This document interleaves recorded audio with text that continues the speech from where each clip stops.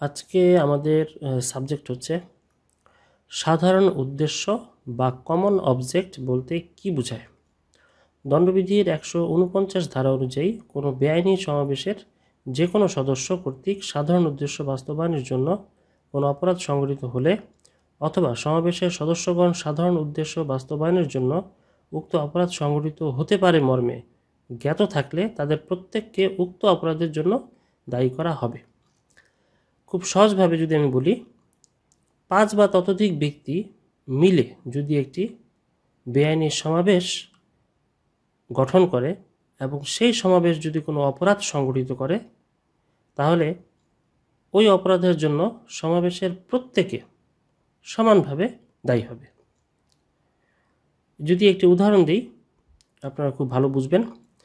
ক, খ, গ, ঘ ও উম তাদের পরিকল্পনা অনুযায়ী গভীর রাতে চয়ের বাড়িতে অস্ত্রসহ প্রবেশ করে। ক ও খ চকে মাটিতে চেপে ধরে এবং গ ড্যাগার দিয়ে তাকে গুরুতর জখম করে। ঘটনাস্থলেই চ মারা যায়। এই সময় ঘ উম বাড়ির দরজায় পাহারারত ছিল। এখানে ক, খ, গ, ঘ ও উম 5 জনই 149 ধারা অনুযায়ী দোষী হবে। এখানে খেয়াল করেন যে ঘ ও উম বাড়ির দরজায় পাহারারত ছিল, অর্থাৎ এরা দুজন কিন্তু কাউকে হত্যা করেনি বা কাউকে চেপে ধরেনি, কাউকে জখমও করেনি।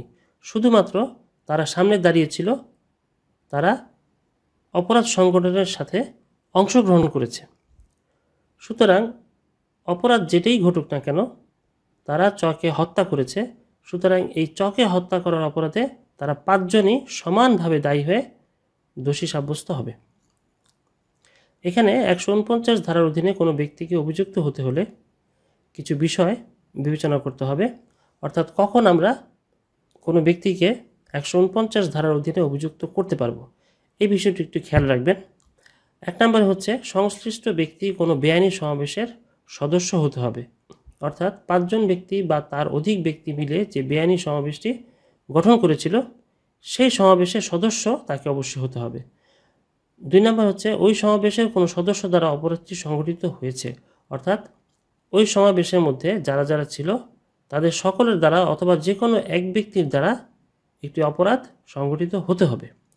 3 নম্বর হচ্ছে উক্ত ব্যক্তি তার বেআইনি সমাবেশে সাধারণ উদ্দেশ্য সার্থক করার জন্য এরূপ অপরাধ সংগঠন করেছে কিংবা সে অবহিত আছে যে এরূপ অপরাধ সংঘটিত হবে। সহজভাবে বললে, একটি অপরাধ সংঘটিত হতে পারে এই বিষয়ে যদি সে জেনে বুঝে অপরাধের সময় সে ওখানে হাজির থাকে বা অংশগ্রহণ করে বা দাঁড়িয়ে তাকিয়ে তাকিয়ে দেখে, যাই করুক না কেন, যদি সেই স্পটে থাকে তাহলে সে অপরাধের জন্য সমানভাবে দায়ী হবে। এখানে একটি বিষয় আপনারা খেয়াল রাখবেন, সেটি হচ্ছে যে এখানে আমরা সাধারণ উদ্দেশ্য সম্পর্কে আমরা শিখছি।